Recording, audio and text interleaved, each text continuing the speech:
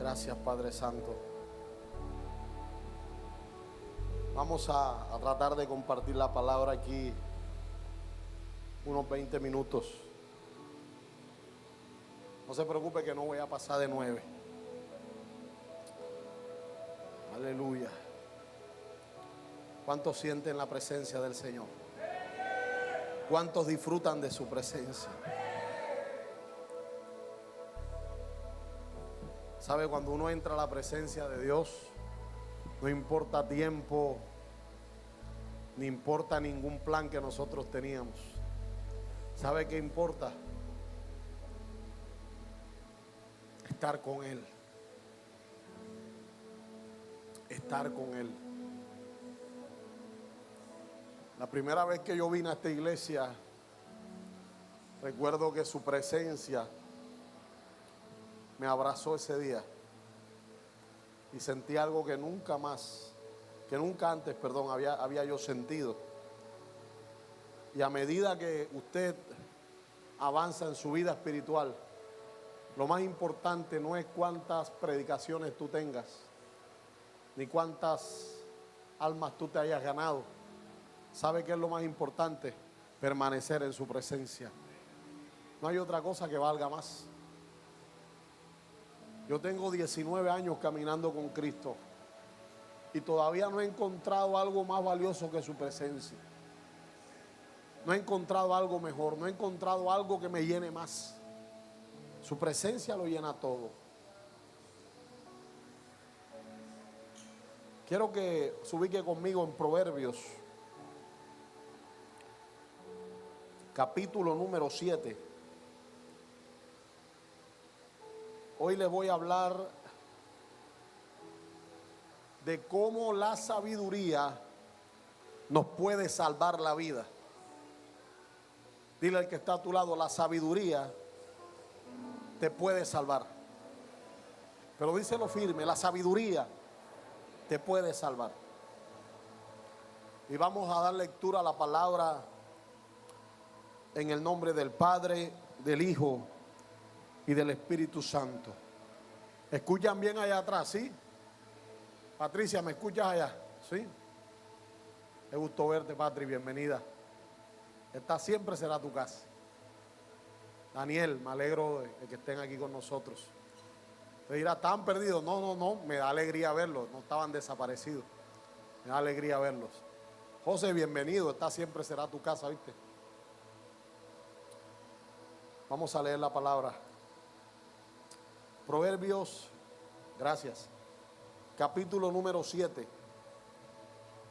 Y leemos la palabra y dice: Hijo mío, guarda mis razones y atesora contigo mis mandamientos.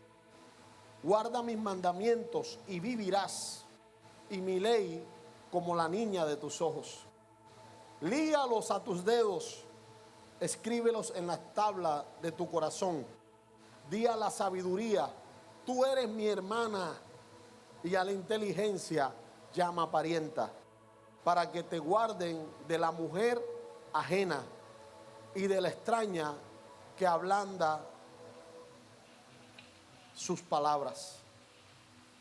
Porque mirando yo por la ventana de mi casa, por mi celosía, vi entre los simples, consideré entre los jóvenes a un joven falto de entendimiento, el cual pasaba por la calle junto a la esquina e iba camino a la casa de ella a la tarde del día, cuando ya que, ¿cuándo iba él? Diga conmigo, a la tarde del día, cuando ya que oscurecía, en la oscuridad y tinieblas de la noche, cuando he aquí una mujer le sale al encuentro con atavío de ramera y astuta de corazón, alborotadora y rencillosa.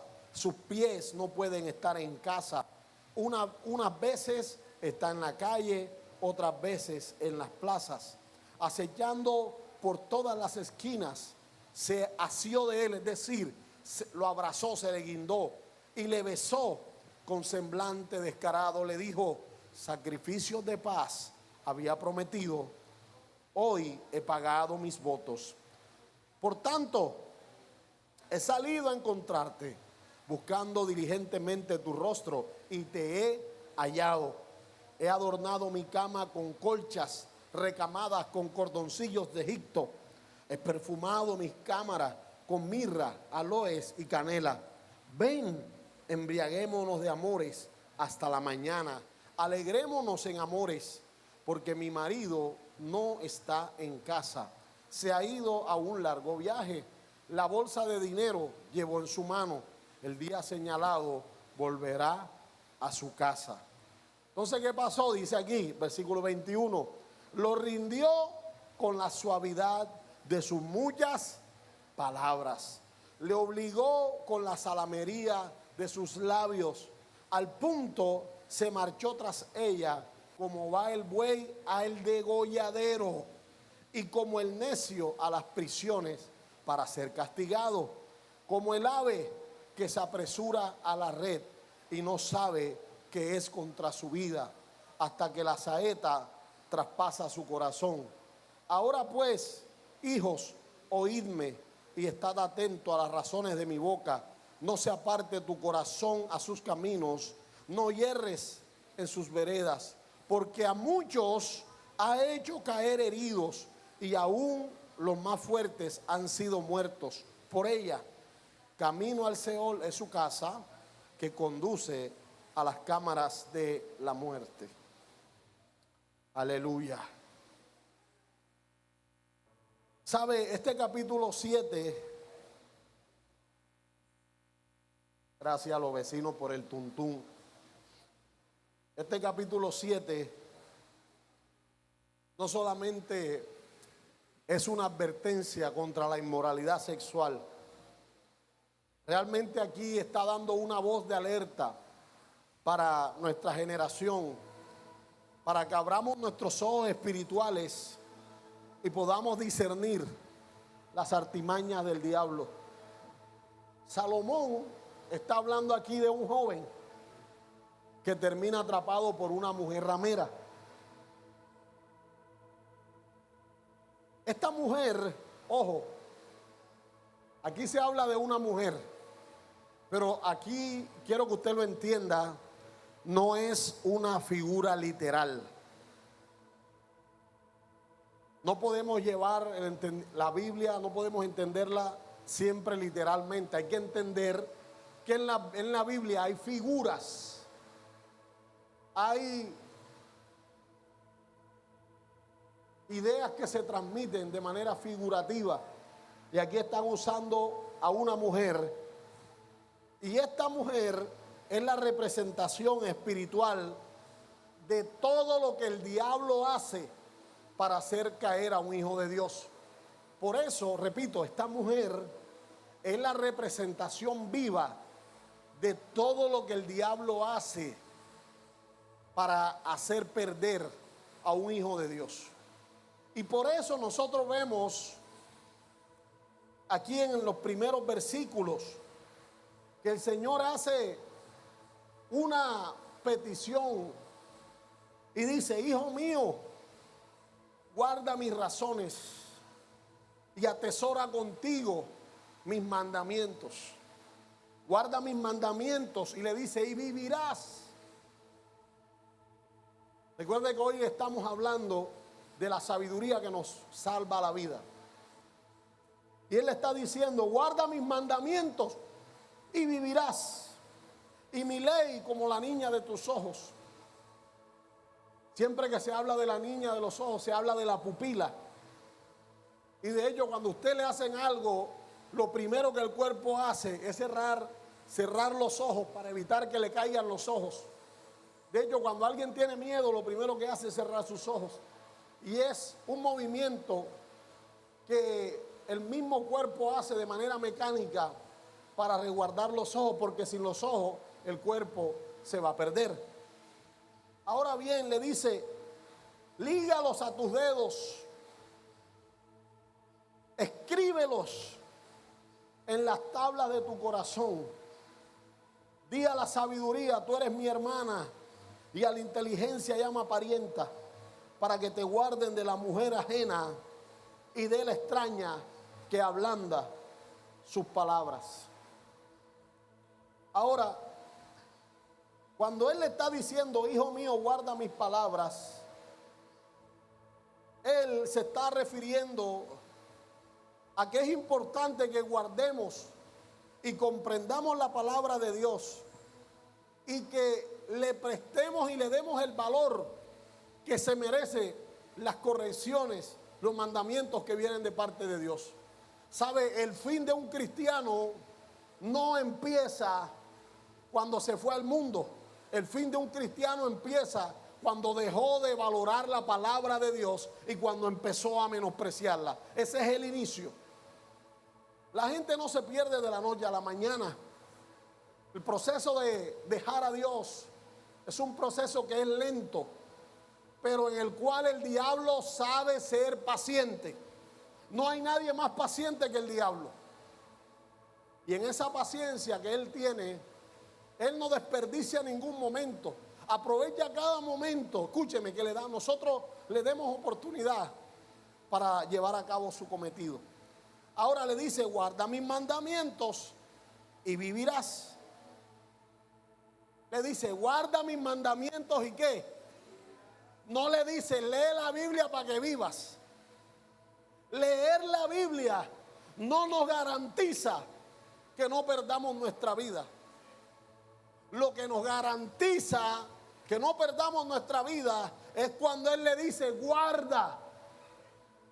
Ahí va un nivel más allá de solamente ser conocedores de la palabra. Ya ahí tú dejas de ser un lector y empiezas a convertirte en un hacedor. La Biblia no solamente se lee, la Biblia se vive, la Biblia se hace, la Biblia se obedece. Y le dice, guarda mis mandamientos. Mire, si una persona guarda los mandamientos escritos de Dios, no cometerá pecado. Si una persona le da cumplimiento a los mandamientos, va a tener una vida de bendición. Y después le dice, guárdalos como a la niña de tus ojos. Mire, aquí está diciendo, protégelos, porque es lo más valioso que tú puedas tener. Y es lo que te va a mantener alerta para que sigas viendo mis planes y mis propósitos para tu vida. Luego le dice, escríbelos en las tablas de tu corazón. Mire, aquí está hablando de que Él quería de que en el Hijo la palabra no fuera una palabra estática, una palabra muerta, sino una palabra palpitante, una palabra que está en su corazón. El músculo del cuerpo que nunca para se llama el corazón. Y cuando para es porque ya estás del otro lado. Ahora, Él le dice, escríbelas en la tabla de tu corazón. Le está diciendo que esto sea tu diario vivir. Le está diciendo que esto sea la esencia de tu vida, que esto sea lo que te mantenga con vida. Si el corazón deja de latir, usted y yo estamos fritos. Pero es bueno, mis hermanos, que entendamos que cuando la palabra está escrita en las tablas de nuestro corazón, nosotros nos es muy fácil discernir las artimañas del diablo. Cuando la palabra está escrita en tu corazón, tú no omites ni ignoras las estrategias que Satanás quiere llevar a cabo en tu vida. El que tiene la palabra escrita en las tablas de su corazón es una persona que no carece de discernimiento. Y es una persona, escúcheme bien, que nunca se va al mundo. Yo le doy gloria al Señor, porque, ¿sabe algo? Yo todavía sigo enamorado de su palabra. Y sé que nunca se me va a pasar esa traga. Nunca. Su palabra es la que le da la esencia a nuestro diario vivir. Cuando tú empiezas a menospreciar la palabra, estás listo. ¿Por qué, pastor? Ya te voy a explicar. Vamos a hablar del ingenuo. De esa persona que Dios le dijo, y nótese que Dios se lo advirtió: atesora esto, ojo con la mujer extraña, ojo con esa mujer perversa. Esa mujer, todo el que se mete con ella,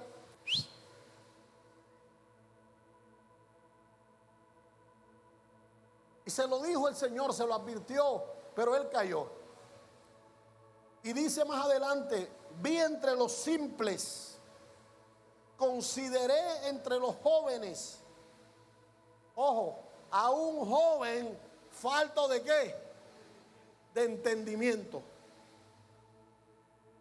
El simple, cuando habla del simple en la Biblia, se los explicaba el domingo, está hablando de aquella persona que vive sin dirección, de aquella persona que hoy le cree a los testigos, mañana le cree a los mormones, pasado le cree a los santeros, más adelante se vuelve testigo de Rayobá, después se va para la iglesia católica otra vez. De esas personas que tienen una vida ambigua espiritualmente, una vida que no se establece en un solo lugar y que no tiene por cimiento la palabra de Dios. Y nótese que dice: vi entre los simples. Cuando hablamos de un simple, estamos hablando de una persona que está dispuesta a exponerse a cualquier cosa. Los simples tienen 4 características. Número 1, siempre son faltos de entendimiento. No conocen las realidades espirituales, no las disciernen. El falto de entendimiento no tiene sabiduría para discernir entre lo bueno y lo malo. Y por eso Satanás lo engaña fácilmente. El simple es vulnerable a la seducción del enemigo. Explíqueme, pastor. Por cualquier cosita se aparta de Dios. Por cualquier cosita cambia y vende su primogenitura. Por cualquier cosita se acuesta con cualquiera en la calle. Porque está pensando solamente en el placer, pero no está pensando en lo eterno. El simple es confiado en sus emociones.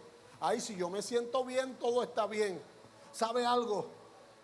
Hoy día los cristianos hemos dejado muchas veces de ser espirituales y nos hemos convertido a ser emocionales. El emocional siempre actúa de acuerdo a lo sensorial, a lo sensual, pero no actúa con la dirección de Dios. Pero el espiritual hace lo que el Espíritu de Dios le dice que haga. Cuando te gobiernan tus emociones, recuerda que no hay cosa más engañosa que el corazón de un hombre. Pero cuando, ay, yo me voy para allá, ay, yo siento que tengo que ir para allá. ¿Sabe algo? Mientras uno viva de sentir en sentir, vas a vivir una vida de fracaso espiritualmente. El cristiano no debe vivir de lo que siente. El cristiano tiene que vivir de lo que Dios le dice. El que vive del sentir siempre vive bajo una cortina de humo, vive bajo el mismo engaño. El que vive por lo que siente, el que viene a la iglesia cuando lo siente, el que se congrega cuando siente, el que lee la Biblia cuando siente, el diablo se lo consiente. El diablo está feliz contigo, que seas sentimental, no que seas espiritual. ¿Sabe que al diablo le gusta a la gente emocional? Esa gente que vive cansado del camino. Esa gente que vive de dolor en dolor, de luto en luto, de rechazo en rechazo, de estrés en estrés. El falto de entendimiento, perdón, el simple siempre está desconectado de la palabra. No significa que no la conozca, pero nunca se conecta a ella. Pastor, explíqueme. Claro, te voy a explicar. Cuando tú estás conectado a la palabra, esa palabra te muestra a ti el camino por el que tú vas a andar. Estar conectado a la palabra es tener la palabra como norma de vida, como principio en las tomas de mis decisiones. Estar conectado a la palabra es creerla, vivirla y compartirla. Estar conectado a la palabra es tener un cerco a mi alrededor que me guarda. La Biblia dice que cielo y tierra pasará, pero su palabra nunca pasará. La Biblia dice que el que hace la voluntad de Dios, ¿qué? Este muchacho de que se habla aquí no es un hombre que necesariamente es ignorante, pero sí es ingenuo espiritualmente. ¿Sabes que a veces somos ingenuos espiritualmente y el diablo te dice, un momentico, ven, nadie se va a enterar? Y yo quiero decirte que el diablo no da pruebitas gratis. Mire, el diablo, cuando te pone un pecado y tú lo haces, apenas tú lo haces, tienes tu factura ahí. Y esa cuenta de cobro tiene una fecha de cobro. Y tú crees que no pasa nada. Lo que pasa es que el diablo no cobra enseguida. Yo recuerdo una vez, allá en Boca Grande, había un turista ahí parado. Y llegó una mujer de esta que hace masaje y así como a 1 metro lo cogí y le echó un chorro de aceite en la espalda y el turista se asustó. Y ella le dijo, vente que es una pruebita para que vean la calidad de mi trabajo. Y le hicieron el masaje al pobre gringo. La pruebita duró como 1 hora. Era una pruebita nada más. Y cuando se acabó la hora, la tipa se paró y le dijo, $1,000,000. No, pero si tú me dijiste que era una pruebita, ¿sabes? Esa misma artimaña la usa el diablo. Él quiere llevarte a que tengas la pruebita. Y cuando tengas la pruebita, estás listo. Este muchacho, nótese de que la Biblia dice, ojo, que él iba ya tarde cuando venía llegando la oscuridad, ¿verdad? ¿Sí lo notaron? ¿Lo notaron o no lo notaron? ¿A quién le estoy predicando? ¿Lo notaron o no lo notaron? Ahí dice que ya iba a ser, ya era tarde, ya venían las tinieblas. Ahí nos está hablando de un estado donde ya no hay luz, donde hay muy poca luz en la vida del creyente.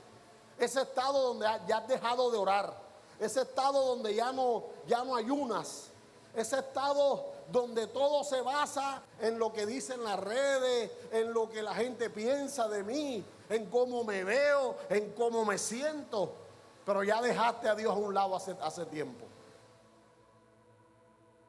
Ese momento que ahí está describiendo cuando él se va a la casa de la ramera, es un momento que sucede en la vida del cristiano cuando se desconecta de la presencia de Dios.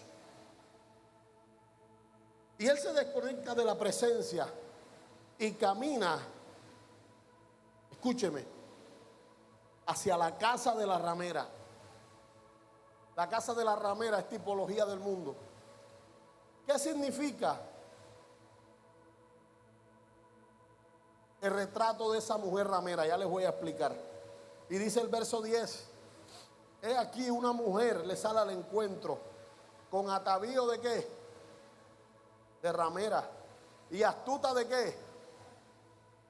Esa mujer ramera representa la seducción del pecado. El pecado siempre atrae de tres formas: de la forma visual, de la forma emocional y de la forma espiritual. El pecado siempre atrae de esas tres formas. Ahora, cuando algo a ti te atrae, que todos vamos a estar expuestos a esos. Cuando algo a ti te atrae, tú puedes permanecer firme siempre y cuando seas un hombre o una mujer sabio en Dios. Que te atraiga no significa que tienes que hacerlo. Esa mujer representa el sistema de este mundo que está buscando nuestra alma para ofrecernos, escúcheme, un placer momentáneo, pero una perdición eterna. Todo lo del pecado, todo placer que viene del pecado es momentáneo.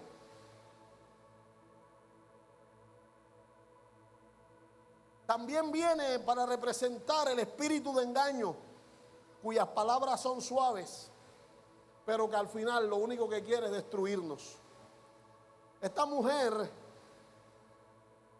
usa una apariencia atractiva. Ojo, a él no se le apareció una gorda, ni una flaca, ni una mujer espelucada, ni una mujer que estaba hedionda a cebolla. No, vino una mujer atractiva, con atavío de ramera, una mujer que sabía seducir a los hombres.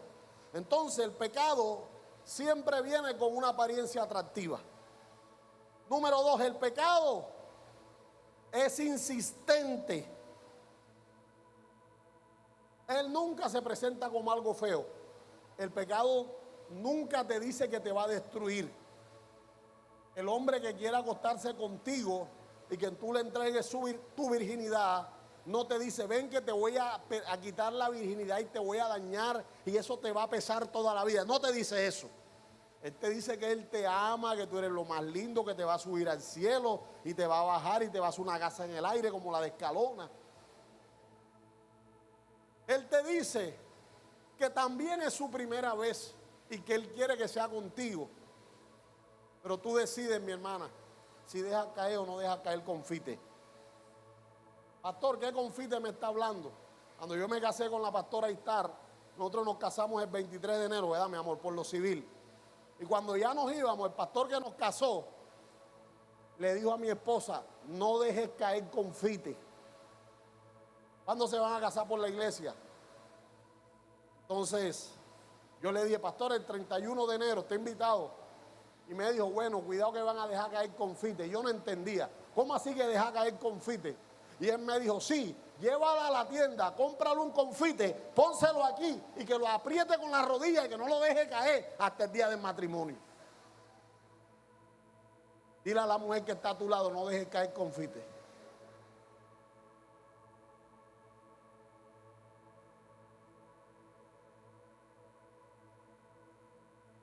El diablo busca hacerte y prometerte placer, ojo, sin consecuencias.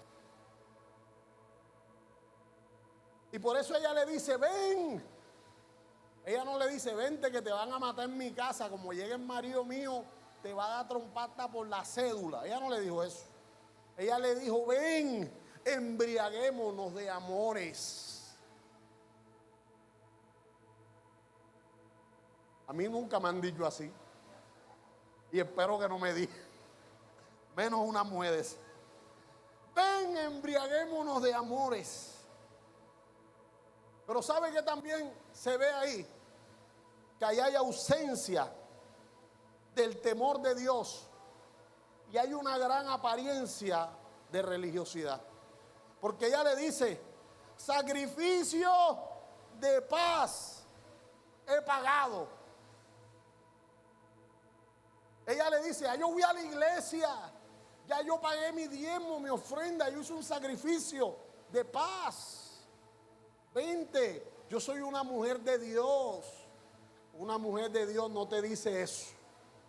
Una mujer de Dios no se va a querer acostar contigo antes de que sea el tiempo indicado.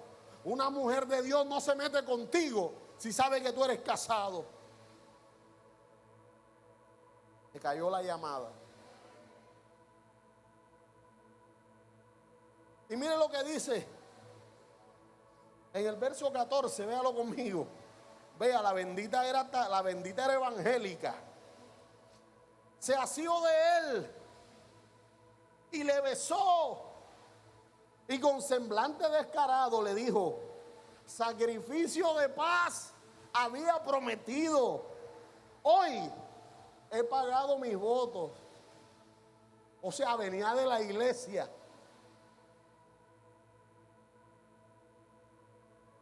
Esto está maluco, ¿verdad? Venía de la iglesia, venía de la sinagoga. Y ahora estaba enganchada en el cuello de un marido ajeno, de un tipo que no era su esposo, diciéndole: ven, embriaguémonos de amor. Y de ñapa le dice: ojo, porque el pecado siempre te va a hablar de lo bueno que él es, nunca te va a hablar de lo malo.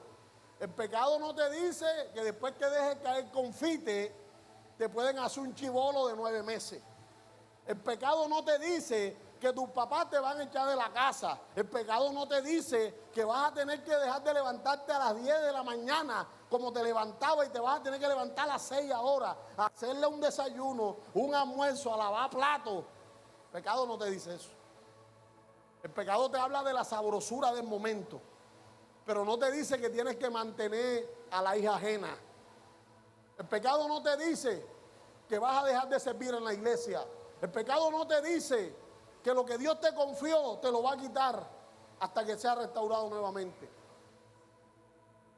Y le dice: he adornado mi cama con colchas recamadas, con cordoncillos de Egipto. Yo esa sábana todavía no la conozco. El que sepa me dice dónde las vende. He perfumado mi cámara.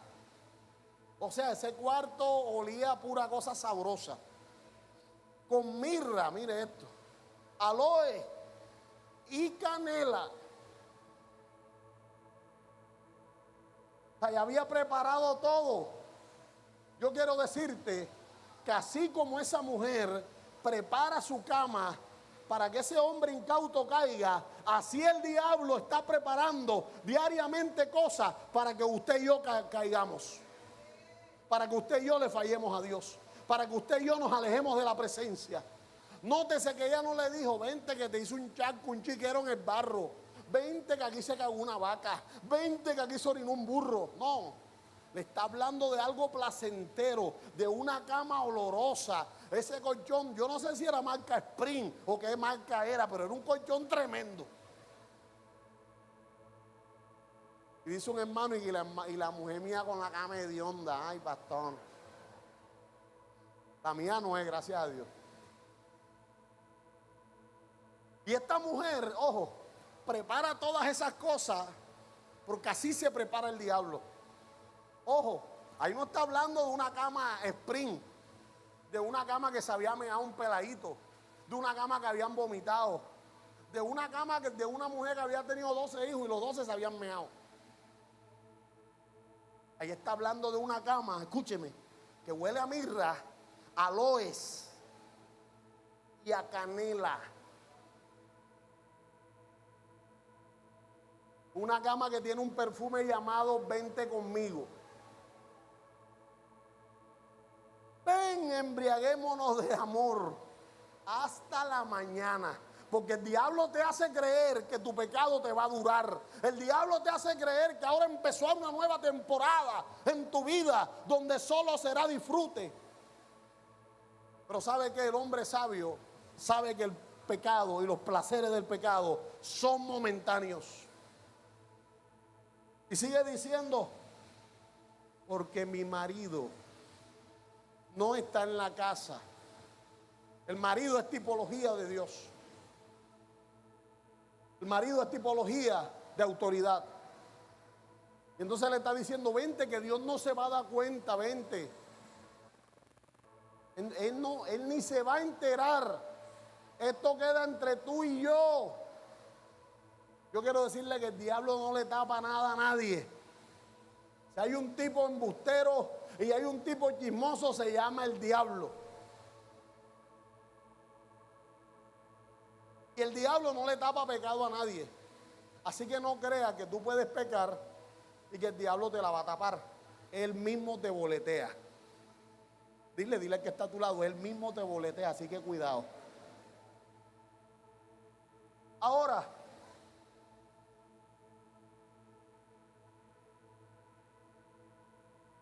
esta mujer llevó a este hombre a un proceso de caída. Y ese proceso te lo voy a describir.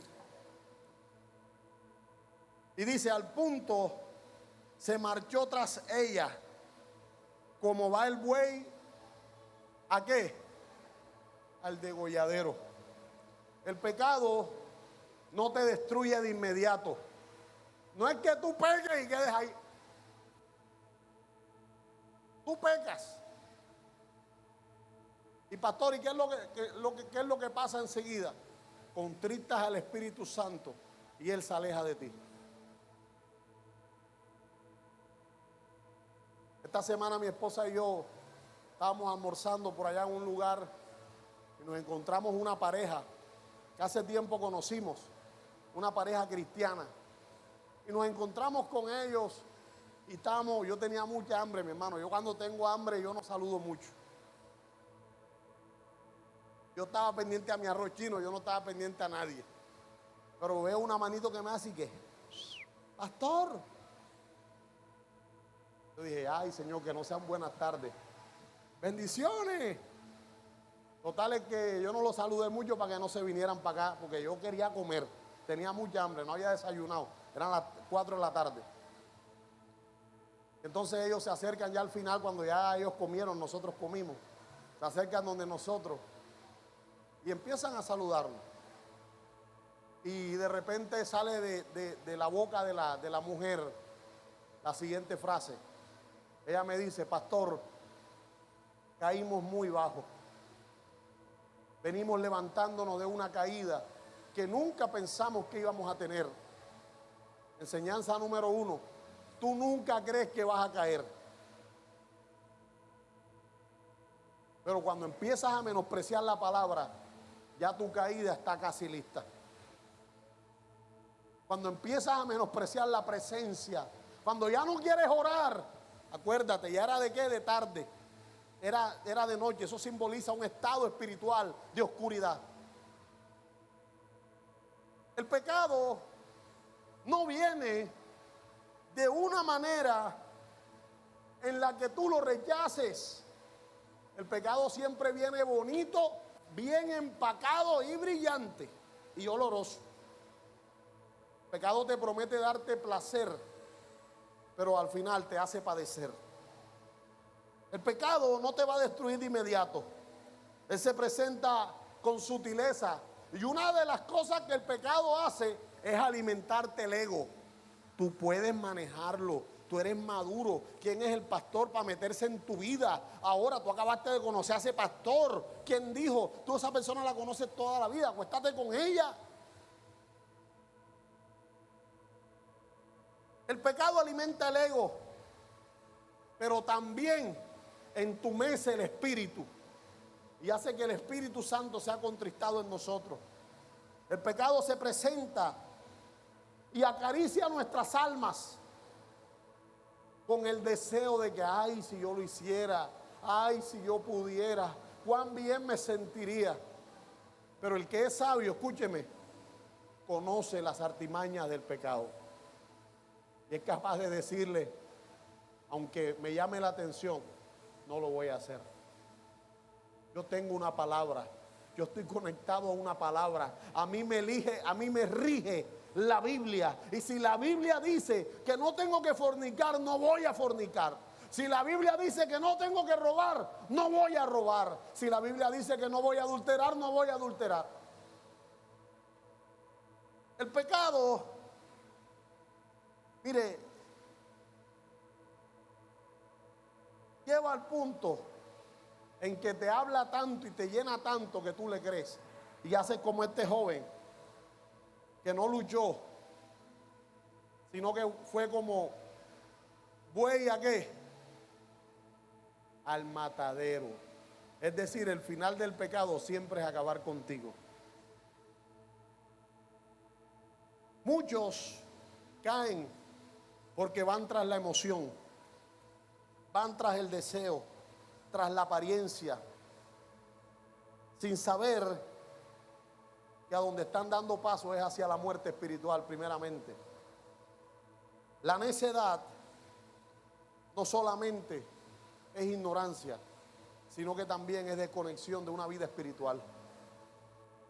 ¿Y a dónde se lo lleva, pastor? Diga conmigo, el destino final, dígalo, el destino final del que peca es la muerte.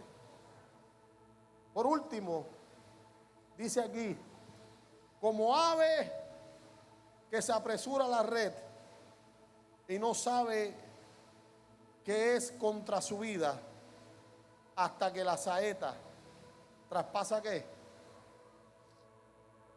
Mire, el pecado tiene fecha de juicio. Lo que comienza con placer, alejado de Dios, siempre va a terminar con destrucción. Lo que se siente muchas veces como libertad resulta ser una trampa. El diablo te hace creer que tú eres libre. Él te hace creer que nadie te tiene que mandar, que nadie tiene por qué decirte nada. Pero al final él termina gobernando tu vida de una manera tirana. ¿Cuántos creyentes ignoran la voz de la sabiduría? ¿Cuántos creyentes han perdido su ministerio, su matrimonio, su propósito y peor aún, su comunión con Dios? ¿Sabe? Hay cosas que afectan nuestra comunión. Hábleme de una, pastor. Cuando tú te dejas cegar de la ira, de la rabia, eso limita tu comunión. A veces nosotros cogemos rabia por alguna cosa y después queremos ir a orar y no entramos fácil. Tú quieres, pero no puedes, no sabes cómo entrar a su presencia. Y hasta que tú no dices, Señor, perdóname, me arrepiento de ese momento en que hice cosas que no debía hacer, en que dije cosas que no debí decir, ahí Dios te abre nuevamente la puerta y tú entras a su presencia. Desde el día que yo me convertí, el pecado ha tocado mi puerta. Desde el día que me convertí. Y le doy gracias a Dios que me ha mantenido lejos de Él. Sí se puede, escúcheme, permanecer en santidad. No es que yo no peque, yo peco como todo humano. Pero nunca he dejado que el pecado me aleje de mi Señor. No he vuelto atrás. No te lo digo por jactancia ni por vanagloria. Te lo digo para mostrarte que sí es posible. Y si Dios lo ha hecho conmigo, que soy un hombre débil, que soy un hombre cualquiera, Él también lo puede hacer contigo. Si Él me ha sacado a mí de esa cama, de esa mujer adúltera, también a ti te puede sacar. Si Él no dejó que me engañara esa mujer, tampoco va a dejar que a ti te engañe. Yo quiero que sepas que Dios ha hecho todo lo que ha estado a su alcance para bendecirte. Él ha hecho todo lo que ha estado a tu alcance para transformar tu vida. Pero es tiempo de que dejemos de ser simples y seamos sabios. Póngase de pie, vamos a orar. Perdóneme que estaba tan metido en la palabra que se me fueron 16 minutos. Pero yo creo que nos ha servido. Hoy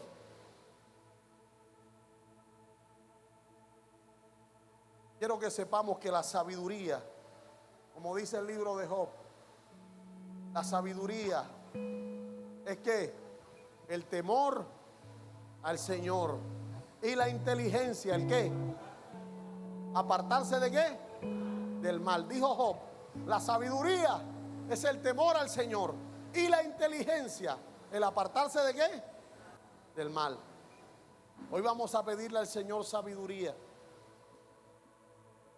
Pastor, yo necesito que usted me ponga la mano aquí en el cocote. No te voy a poner la mano en el cocote. Tú desde ahí le vas a pedir a Dios. Y le vas a decir, Señor, yo necesito tu sabiduría. La Biblia dice que el que esté falto de sabiduría, pídala, dice el libro de la carta a Santiago. Y Él la dará abundantemente y sin reproche. Padre, en el nombre de Jesús, danos sabiduría y que nuestra vida sea guardado por ella. Que nunca, Señor amado, nosotros caigamos en las manos, en las garras de lo que esta mujer adúltera simboliza, Señor.